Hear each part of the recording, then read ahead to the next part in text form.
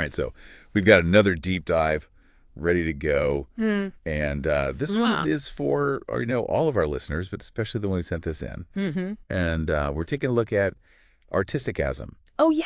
They're an artist. I think they work mostly with Yeah, I think they're a painter. yeah, the painter. Primarily, I think they do a little bit of other stuff too, but Right. So, as always, we want to make sure we're giving you the deep dive that you're looking for. hmm So we're really going to take a look at this newsletter that they sent out. And yeah, this is a really interesting one too because like just from glancing at it, it seems right. like it's not a typical newsletter. It's sort of Yeah. like a collection of Yeah, their favorite pieces or their most popular newsletters or something. yeah, it seems like they're highlighting some of their best work, Yeah. which is really interesting, right? Like Yeah. it makes you think about why they chose those specific ones. Right. Right. Exactly. Like what makes those stand out to them? Yeah. And maybe like what they think their audience really connects with. Right, exactly. Yeah. Because like as an artist, you're always trying to figure out Mhm. what resonates with people. Right. And I think this kind of gives us a little glimpse into Yeah. Yeah. Autisticasm's mind a little bit.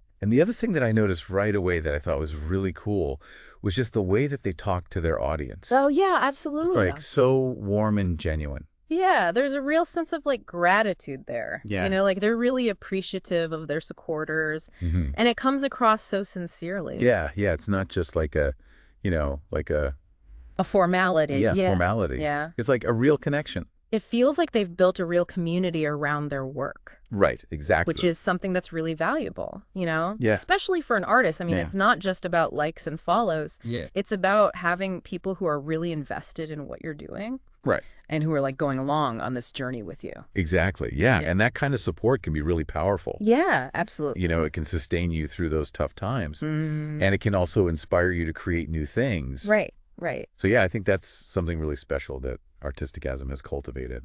Yeah, for sure, for sure. And then there was this other thing that I wanted to point out, where they're talking about needing a break Oh yeah. and kind of wanting to like immerse themselves in painting Mm-hmm.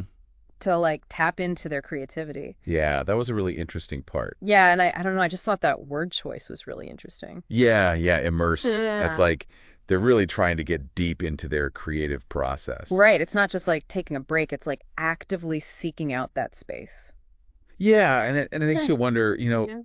is this something that they do regularly? Like, is Yeah. this a part of their routine? Or is this something new that they're trying? Because it sounds like it's something that's really important to them. Right. And it reminds me of, other artists who have done similar things, Mm-hmm. like Frida Kahlo, for example. Oh, yeah. She would seclude herself in her studio Mm-hmm. and she would surround herself with all of her personal objects and memories. Right. And she would use that to fuel her artistic expression. Yeah. Yeah, that's a great comparison. Yeah. So it's like Yeah. they're creating this environment that's conducive to creativity. Right, right, exactly. And then there's this like really cool excitement about the new year. Oh, yeah. They're definitely looking forward to the future. Yeah, and like eager to share new stories. Yeah, and it makes you think, like, what are those stories going to be?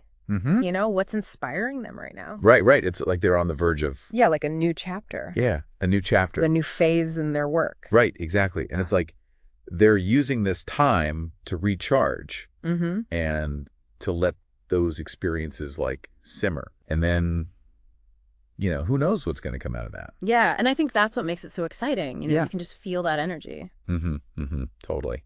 So I guess like thinking about everything that we've talked about, Yeah. the importance of understanding what your audience connects with, Yeah. the power of building a community Mm-hmm. around your work, Mm-hmm. and that intentional like step back Mm-hmm. to immerse yourself Mm-hmm. in the creative process. Yeah. Like, what does it all tell us? I think it tells us that Artisticism is not just creating art.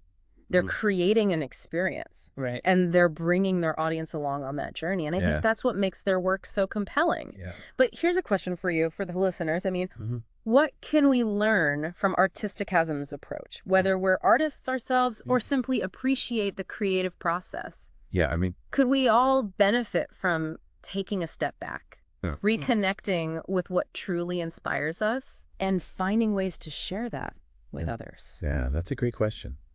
Something to think about. Definitely. Well, thanks for joining us Yeah, thanks for having me. on this deep dive. And, if you're curious to see what Artisticasm creates next, I definitely encourage you to check out their work. Absolutely. All right. We'll see you next time. See you later.